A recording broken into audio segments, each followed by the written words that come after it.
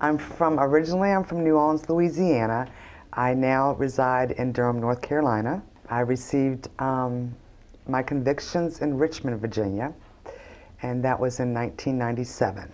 Although my convictions were so long ago, it still haunts me when I go and try to apply for a job. The first question that they'll ask me, of course, is, have I ever been convicted of a felony? And I state to them and tell them how long it was and what it was convicted of. I was convicted of embezzlement. So right there, a trust factor comes up to them. And a lot of companies, as soon as they see that you've checked that, they don't even want to talk to you. They don't even want to interview you. They don't even want to find out where you're coming from. And it's discrimination, and it's wrong. I feel as though that from 1997 to 2007, I paid my debt. The judge told me I was going to do so much time. I did it. I should be freed of that. And now that I'm home, I should have an equal opportunity right to get a decent job, to make a decent living. They're still penalizing me for something that I did in 1997. You know, since that time, I have a clean record. I have a bachelor's degree in business finance, and I'm also an accountant. And when I committed my crimes, I was stripped of my education of that as far as an accounting goes. As I stated before, I could not even get a job at McDonald's. I had to take a job at Jiffy Lube, and I worked very hard at $6.50 an hour, which is barely enough to cover rent.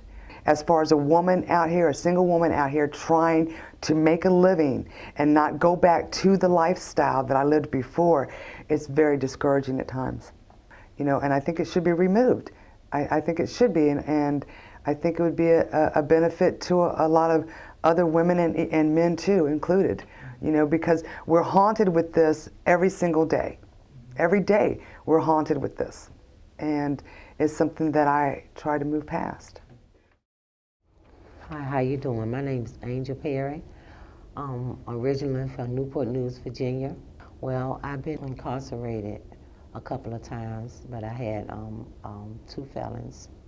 And I have done wrong, and I have been long enough you know, in the system, you know, and I'm kind of tired of it. So I chose to change my life. Even though when I did change my life and I did went to try to look for me a job, they still treated me the same way. It's like they send a red flag. They don't want to even acknowledge us when we go to fill out an application. People do get change, you know, and I just want to be able to have a chance to let them tell my story. One time I experienced, I was trying to get a job down here in Durham, down here at Kroger's. And he immediately looked at my application and said, well, we don't have felons. And it had been 10 to 15 years since that crime. You know what I'm saying? But still, he looked at me like though it was fresh. And he didn't even give it a second thought. It really makes me feel, it get me like a nervous pit in my stomach, because I think if they see that I'm a felon, they're not gonna pay attention to it anyway. Not even knowing the crime or what happened or what's going on, anything about me. Some of the applications I saw, I didn't even, you know what I'm saying, I didn't even fill it out. Because I felt so bad that they kept asking me that about, you know, for me to check that box. Give a person a chance. You know, that's like putting a stamp on someone right then. Let me prove myself to you. Let me put down my qualifications and what I'm good at on the applications and judge me by that. Okay. My name is Sherrie Ellington. I'm from Granville County. I was charged in 2003. I was convicted in 2004. I was incarcerated for 5 months. I feel like that as far as that they don't look at my skills, they just see that I've checked the box being convicted, and so my application or what just goes in the trash is the way I feel. Has that happened to you often? Yes, sir. Just give an estimate? Well, I say out of 20 applications, I maybe got one phone call. Well, it kind of makes me feel angry. They don't know your situation and what happened. And as like me, I have a lot of really good skills in office, payroll. I've been in the office work for over 20 years. And just one little mistake has messed my whole work career up. When I see that box, I know that I'm not going to have a chance at that job. Removing the box would give you a fair chance. You could explain your story, explain yourself, explain your story, but at least your foot will have gotten in the door to talk to someone, meet you, see what your qualifications are. My name is George Roberson. I'm from Durham, North Carolina. Lived here for 52 years. I was incarcerated for 7 years. I served 3.5 of those 7. That was approximately 35 years ago. And so it gives me a pretty much a defeated feeling when I see that box on any application. You know, I've filled out so many applications where I didn't even receive calls because I checked that box of being a convicted felon. As to where I know individuals who's not a convicted felon has received interviews, and I know I was more qualified for the position than they were. That's pretty much the reason why I just stopped going filling out applications, because I knew that box was going to be there, and it's pretty much like you're not going to get it. I feel like it's kind of like double jeopardy in a matter of speaking. Once I pay for my crime and whatnot, I understand maybe for a small period of time, say for 7 to 10 years, but 20 and 30 years, I think it's a bit long to make an individual pay, especially when they change their ways and their action and behavior patterns. So now I feel like the box should be omitted up to a certain degree, as in omit the box and then maybe during the interview. No, I'm not saying do a background check, but I'm saying after the interview, determine whether the situation involves or will hamper directly or indirectly the position you're applying for. If it doesn't, then I think you know, the individual should be hired. You know, I feel like if I can get to it, if the individuals can get to an interview, be a convicted felon or not, they would give them a sense of, well, possibly I may have employment, rather than versus I check the box, I know they ain't gonna call. My name is Florence, and I am from Durham, North Carolina. The initial experience was in 2008, and then the most recent was in 2009. Were you incarcerated? And how Yes. long you want to say? On the first charge, I was incarcerated 4 months with the Department of Corrections.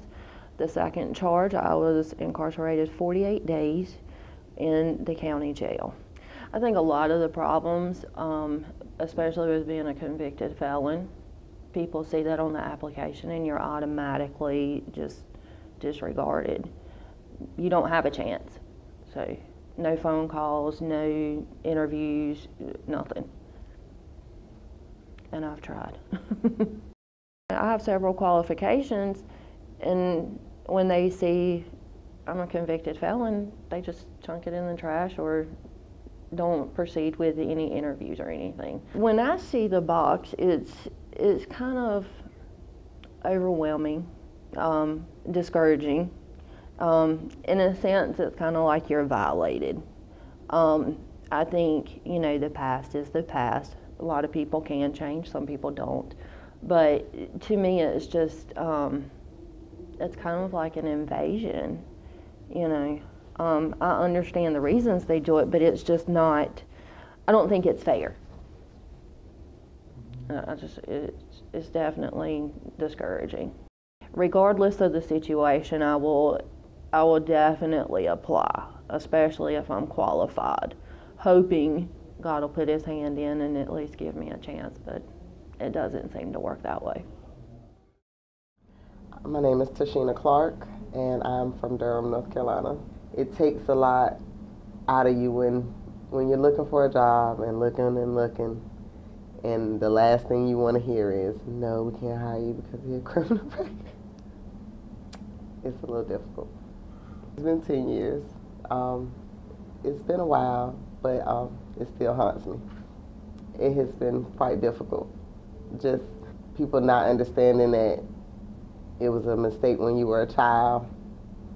So I guess some things you can never live down. I've been passed over for a lot of things that I very, very much qualified for. So yeah, it's been hard, and it's hard to not, to not be able to support yourself. What do you do then? I went through a program at InStep, and they helped me to start to explain my situation. And they gave me a letter, and it really did give me more confidence in it. I went through this program about 8 months ago for InStep, and still only one job took that letter to heart. Everyone else passed it right over. And I can't even say it was after I left. They passed it over while I was sitting there. It's just a thing that sometimes you can't get past. People make mistakes. Pretend you know that you're a human and you made a mistake. And stop judging people before you get to know them. But 9 times out of 10, that doesn't happen, does it? My name is Kyrome Humphrey, and I'm originally from Queens, New York, but I now reside in Durham, North Carolina. As we all know, it is a difficult process when we have made some somewhat bad decisions in our past. So all the jobs, not all of them, the majority of the jobs that I've applied for, as soon as you check the box, they may even appreciate how you presented yourself and you've got everything together, but when it comes to that box, if a person is not open-minded, it sometimes stops any process of them even consider hiring you after that. Well, I'm a pretty confident young man, but when it does come to that box, of course, I will lose confidence. That would be one of my suggestions, if they could take the box completely off. Because we all know that before a company is going to even consider hiring, they're going to check everything about your background anyway. But at least if they don't see the box, they get you in, you're able to present yourself, articulate your points and positions, it will be of a better standing and shot at you getting it.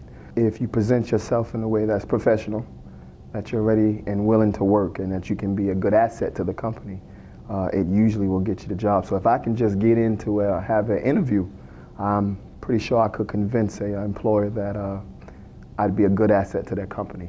So I'm not saying that you have to hire me, but I'm asking, please just give me the opportunity to present myself to you and show you what I can offer you. Please, bend the box, give us an opportunity.